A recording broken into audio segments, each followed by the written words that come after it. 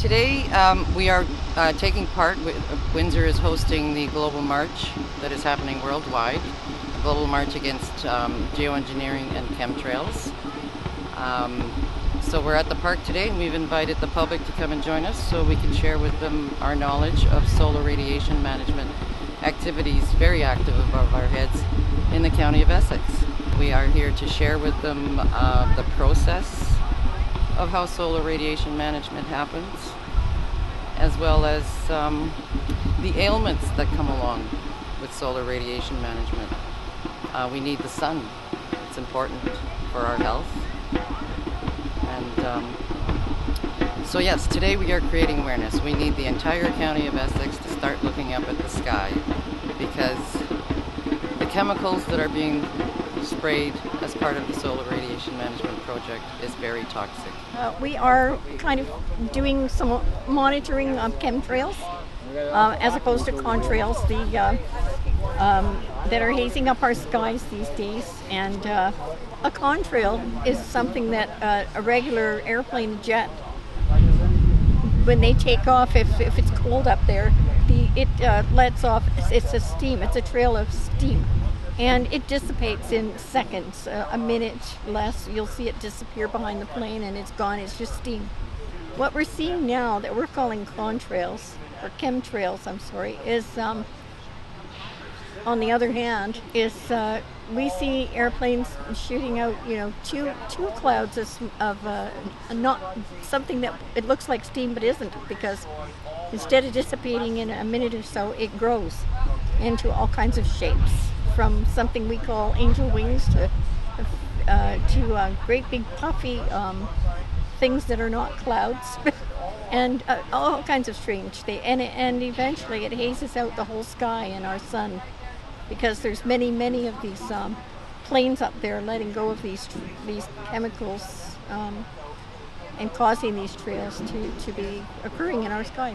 So a bunch of them get in there and all do it at the same time, or overlapping during the day, and by dinner time we've got a totally hazed up sky, but we're not sure what it is up there they're spraying exactly, and what its effects are altogether here when it lands on us.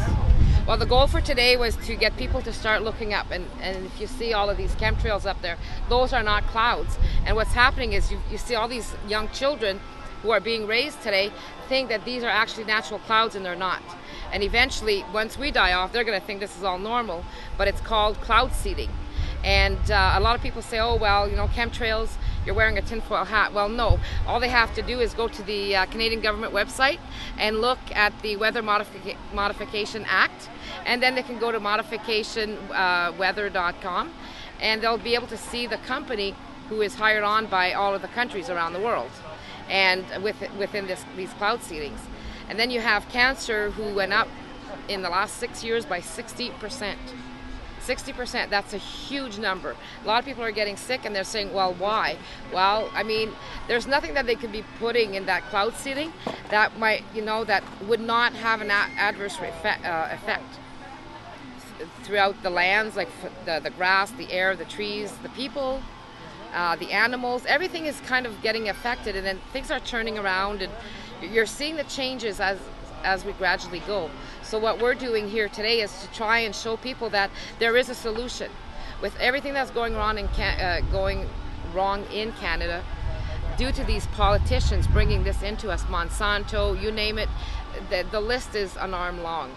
And if I was like 10 feet tall, well, figure how long my arm would be. We could have a whole list of these problems. Well, it's been written by William Thomas, and a major chemtrail researcher over the years, has found, they've found through samples, etc., testing, and the people, that one of the major things that stands out is respiratory. On really bad days, people that have asthma or respiratory problems very often end up getting worse or having asthma attacks, and end up in hospital emergencies or overflowing on the evenings where the sky's been badly chemtrailed that day. So that's a major thing.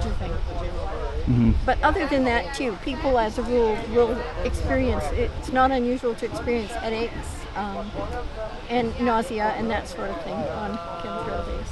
We're being told, as far as we can tell, and as far as we're reading, etc., and hearing on the media, that they're using this for climate control, to try to stop our weather from our global warming or cooling, whichever way it's going. And it depends on who you're listening to that day and what channel. And so they say they're trying to cope with the changing climate by putting some climate control things into place.